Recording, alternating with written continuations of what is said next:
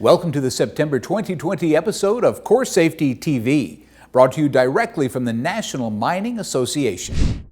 Last month in August, we shared some insights on how to improve traffic flow patterns at your mining operation.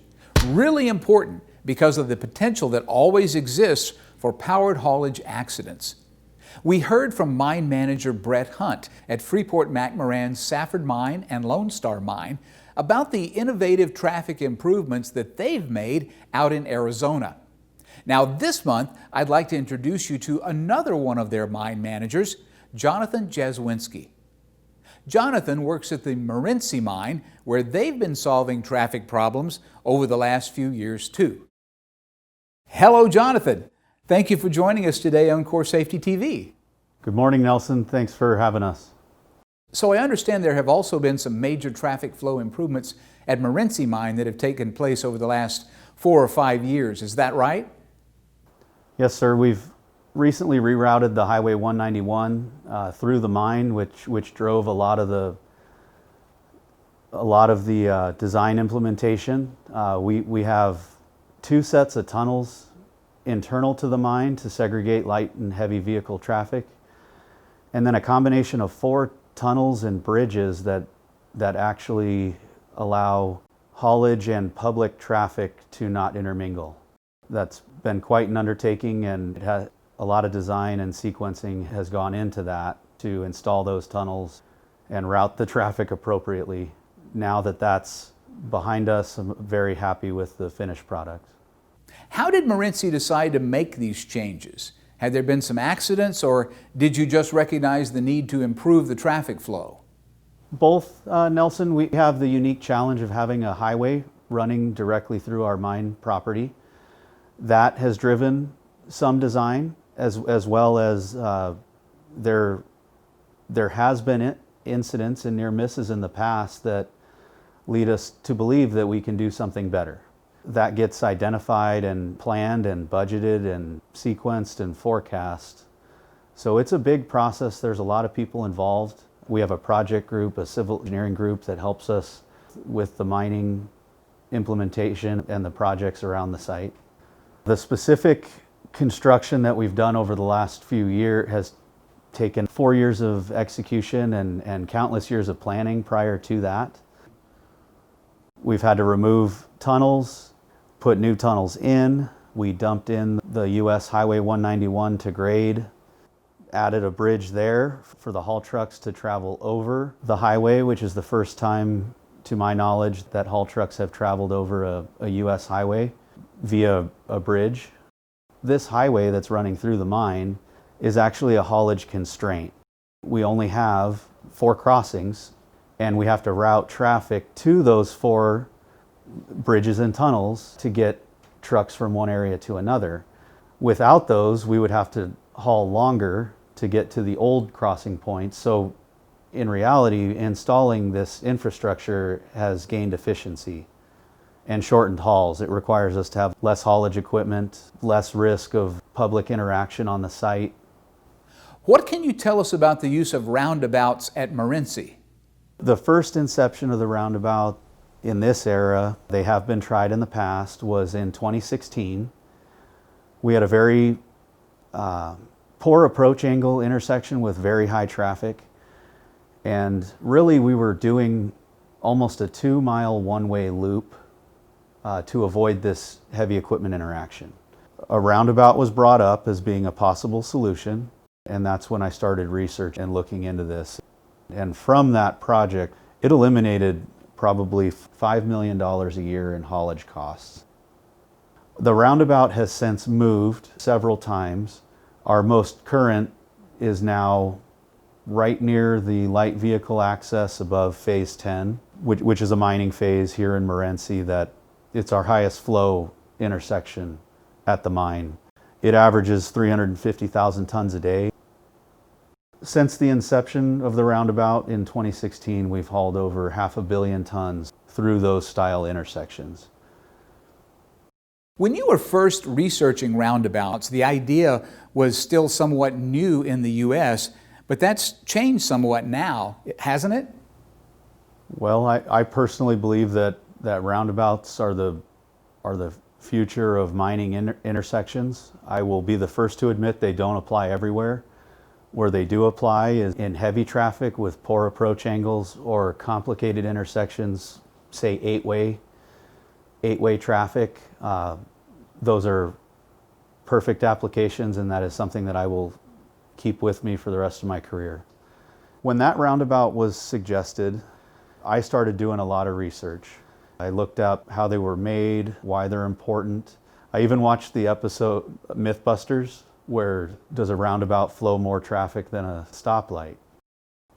Starting with the safety benefits and a group of influential operators, we just shared with them the safety benefits that we were seeing in civil applications and asked the question, is there any reason this can't be done? We got a resounding why not. Our mining roundabout is different than the civil roundabout, so the direction is different. We need to have berms in there. However, a lot of the main design, a lot of the engineering controls involved in a roundabout are exactly the same with what we implemented here. The center island, the splitter berms, which are what cause you to turn the right direction. And it's those islands that are so important and what makes the roundabouts work. It takes more energy to turn against that roundabout than to go with it. So Jonathan, I understand that your drivers drive on the left-hand side of the road as they do in many mining operations. Is that correct? Yes, sir. With the size of equipment we're using here, we do use left-hand traffic. That keeps the operator on the left side of the road. They can see the road. The vehicles do have large blind spots to their right. With left-hand traffic, that way the operators are separated in the event of a collision. They're as far away from each other as possible. Last question, Jonathan. What can you tell us about light vehicle accesses at Morenci? With these light vehicle accesses, or LVAs that we call them, we've found ways to separate the traffic from the heavy equipment tie-down where there's zero interaction. We actually call them zero interaction tie-downs. I'm tremendously proud of the work that was put into that, the design, the creativity in implementing those. They are an absolute game changer. It's that ingenuity that has allowed us to install some zero interaction tie-downs where the vans that are taking the miners out into the field have light vehicle access totally separate from the heavy haulage. That allows them to shift change safer and more efficiently. The light vehicle access at Morenci is a 50-foot wide road, is often called the vendor route or the mine access road or the LVA. Those are absolutely necessary, especially at a site with this many trucks and this much traffic. And really, it's just a maintained dirt road with large berm separating us from the haulage equipment. We take advantage of that and put utility corridors and power lines and piping, dewatering wells, etc. next to that. It allows the haul truck drivers to be more comfortable. All right, Jonathan, thank you so much for all the great information that you shared with us. Really insightful. Thank you, Nelson. Appreciate the opportunity to share. Really proud of the team and what they've done. Now, it's time for us to do a quick overview of CORESafety's module number 5. Take a look. Education and training are essential to an effective safety and health management system like CORESafety. Workers who know how to do their job understand the hazards and understand the risks of their assigned tasks. When they apply their knowledge and skills, they are far less likely to be injured or become ill from occupational disease. Being educated or undergoing training is not sufficient.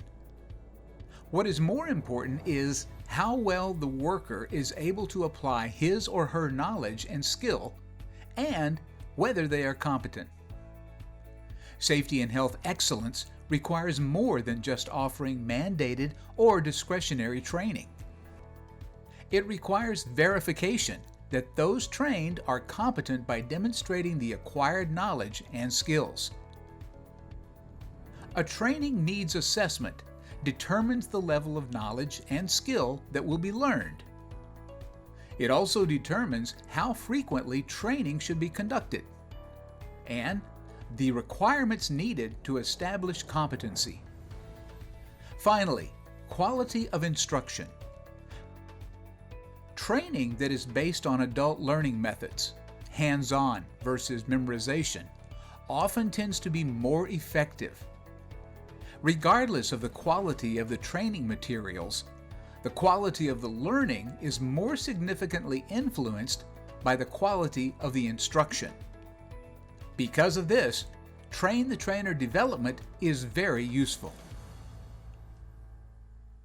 You can learn more about module number 5 by going to our website at CORESafety.org. And in October, we'll continue with CORESafety module number 6, Emergency Management. Until then, please be sure to follow our updates on Facebook and on Twitter. For CORESafety and the National Mining Association, I'm Nelson Duffel. I'll see you here again next month. In the meantime, please be safe out there, and thanks for watching. Special thanks to Freeport McMoRan for allowing CORESafety TV to conduct interviews and for the amazing drone footage of their Morenci, Safford, and Lone Star mines.